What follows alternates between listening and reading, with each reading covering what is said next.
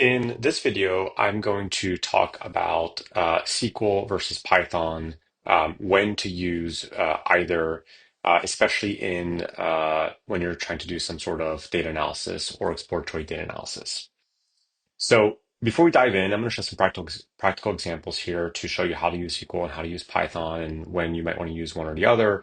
But before we do that, let's just talk about SQL and Python at a high level. So SQL is a structured query language that was designed very specifically to query databases and structured databases. So it's simple. It's generally pretty simple to understand. It's written kind of like in plain English. And again, it's meant very specifically to retrieve data and manipulate that data in tabular format.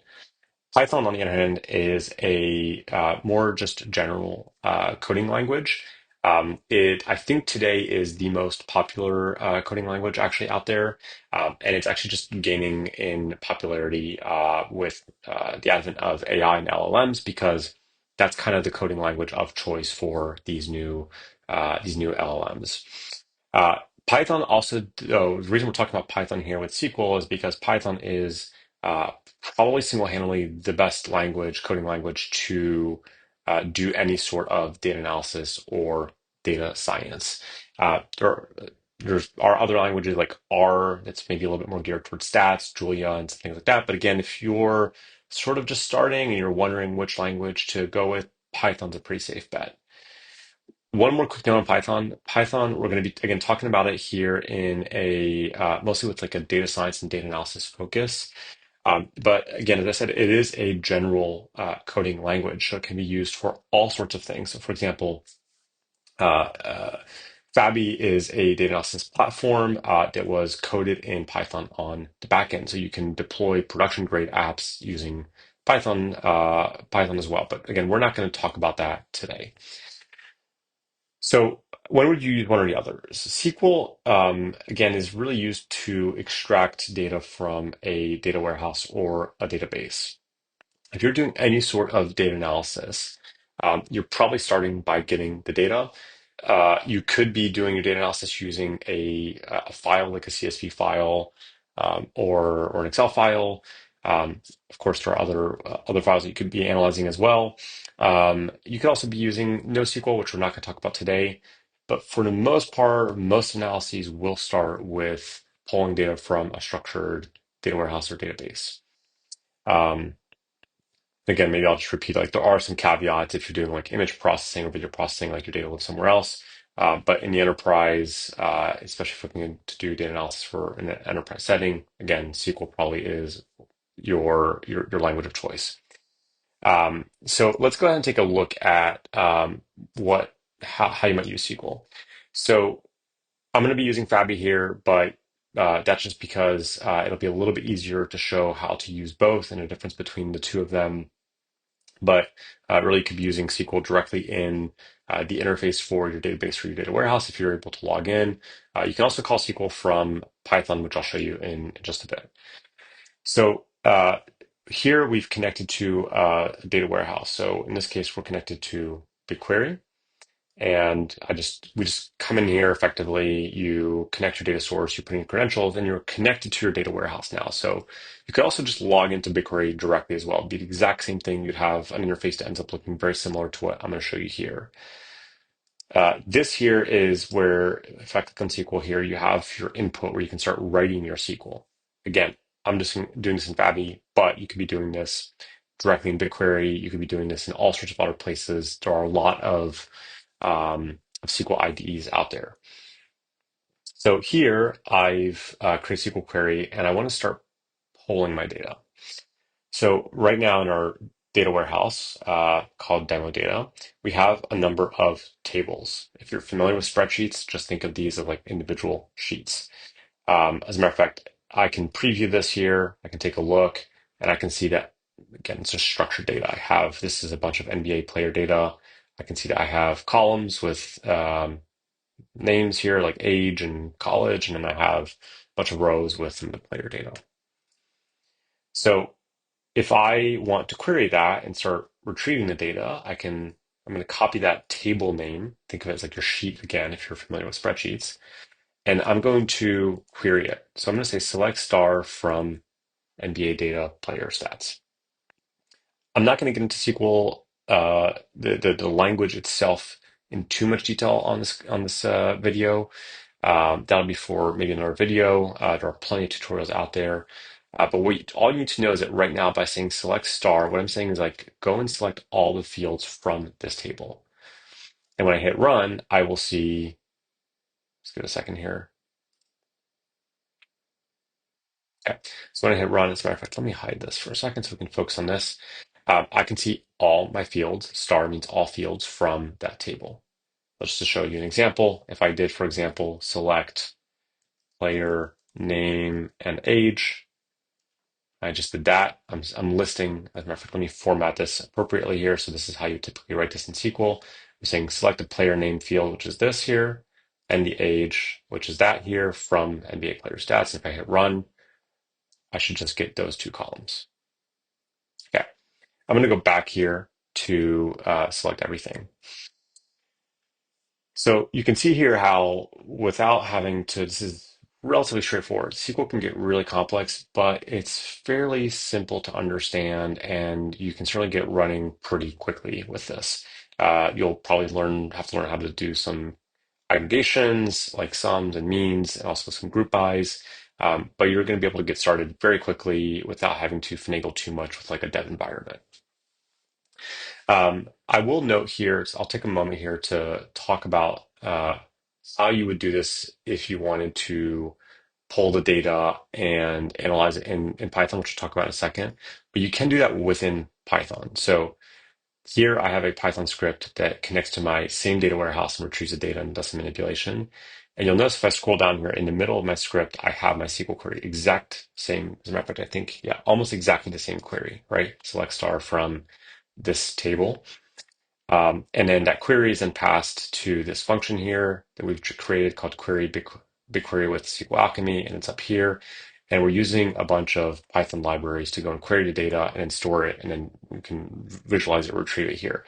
But you can see here that like it's not incredibly complicated, but it is much more complicated than just coming in like an interface like this or BigQuery or somewhere else and just writing your query and retrieving the data. Now, the other thing about SQL that's really nice is you can start now slicing and dicing this data in a bunch of different ways very, very quickly. So let's say that all you're doing in your data analysis is looking for, say, the average age um, uh, for a given player, for example. Actually, let me find a better stat. Let's say we have average points scored. So I'm going to come in here. I'm actually going to ask the AI to generate this for me. I'm going to say, in at SQL cell one, calculate the average points scored and defensive rebounds for or by player. Okay. So here the AI is going to generate for me, but it'll be a very simple query.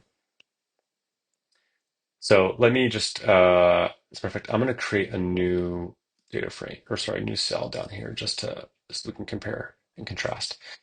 So here, what's happening is we're selecting the player name, we're uh, calculating the average points scored, we're rounding it, which we don't necessarily have to do, and we're calculating the average defensive rebounds percentage from, again, that same table. Then we're grouping it by the player name and we're ordering it by the average points. Again, I'm not going to get into SQL syntax necessarily here, but this is still relatively straightforward. And I think if with just a little bit of training, most people could actually read this and understand what's going on. Let's actually ask the AI to do that with Python now, because you can also do this in Python. So this here data frame, this is actually, before we talk about Python, it's important. This output here, so this table is stored actually, and this is Fabi specifically, is stored in a Python data frame, a pandas data frame called data frame one.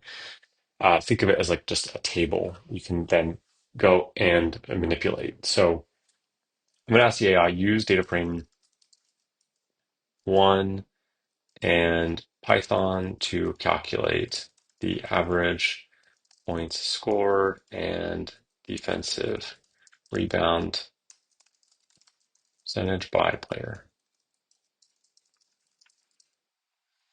So again, what I'm doing here is I've retrieved the data, and once you retrieve the data, you can start manipulating it using Python. But you'll notice things will seem a little bit more complicated. So here, okay, I have my exact. You can see here the table is the exact same. I have the same players, same numbers here. If we look, okay, this is not quite round the same, but same results. You can see here this data frame one, that's the table that we've retrieved here from SQL. We stored it in the background as a Python data frame. And so now we're just manipulating, we're doing the same calculation effectively that's happening here in SQL. We're doing it here. Now, if you read this, you'll be able to understand it, I think, but it's clearly not as intuitive.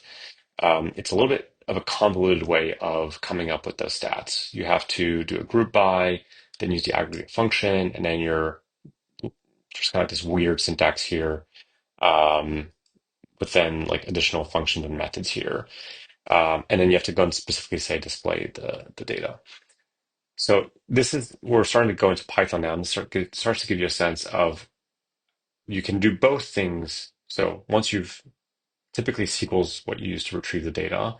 And once you've retrieved the data, you can typically slice and dice that data. If you're just doing, if the output of what you're trying to do is just a table, you can do either in SQL or in Python, as you can see from here. But SQL, in my experience, will be much better. It'll be much easier to understand, much cleaner. It's much more universal. And the other thing about SQL is when you're doing this kind of operation here, you're actually, this is a bit subtle, but you're letting the data warehouse and database do the operation and the compute, as opposed to when you're pulling the data in and then manipulating it using Python. What you're effectively doing is you're pulling the data locally onto a different machine and doing the calculation there. So that's a bit of a technical detail. But if you're dealing with big data sets, that can start to matter. So net for this part is you can do the same if your output's going to be a table, you can do the same thing in SQL and Python. SQL will generally be a little bit better though. But let me delete this now. And let me go ahead and delete this. So we've run our SQL here, and we've produced this table that shows me the average points scored by player, the average defensive rebounds by player. Um, but now maybe we want to do more. Like maybe we want to go and like plot this data, and then maybe even like cluster the players to see like are there certain types of players or certain outliers. And you basically can't do that in SQL. I mean, you could if the visualization, no, you could maybe start doing some clustering, but that's going to be a massive, massive headache. So if you're starting to do more data science or advanced data analysis and or visualization, you will have to start using Python. So let's go back here. So here we have our data stored as data frame two that we've retrieved from our data warehouse using SQL. Let's again say we want to go and plot this. So now I can say use data frame two to plot average points scored versus defensive rebounds by player. So the AI here should generate, okay, so it's generating Python, and it's actually pretty straightforward. You can see here, I'm going to add it to the smart book.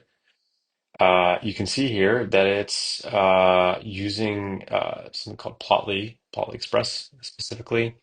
It's calling data frame two, and then you can say, okay, the x-axis is the average defensive rebounds, the y-axis is the average points, and you can add a title and so on and so forth. There's a little bit of syntax, but you end up with a chart.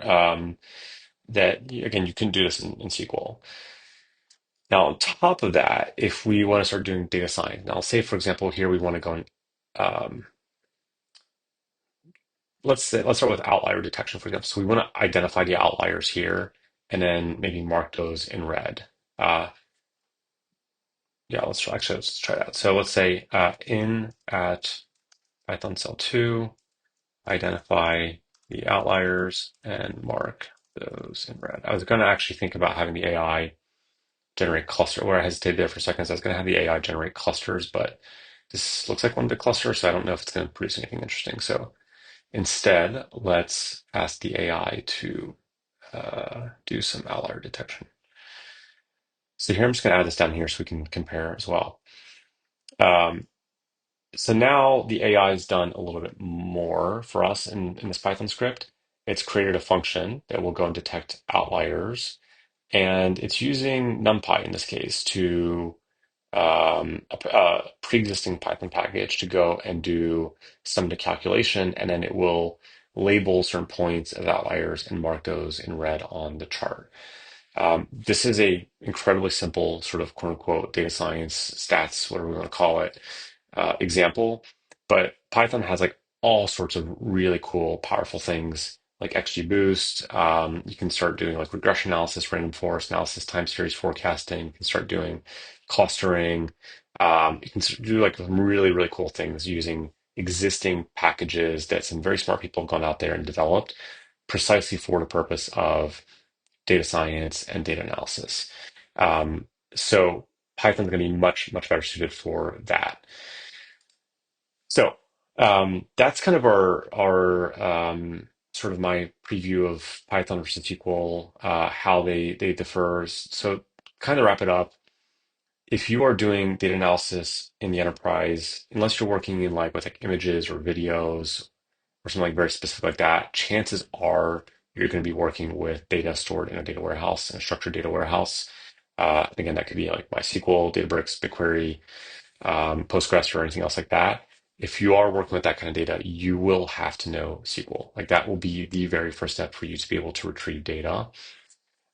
And then you, from there, if quote unquote, all you're doing is some basic data analysis where you're slicing and dicing the data and you're just spitting out a table, then SQL might be enough. But if you want to start analyzing data in more depth, do more advanced stats and machine learning, you will have to use Python.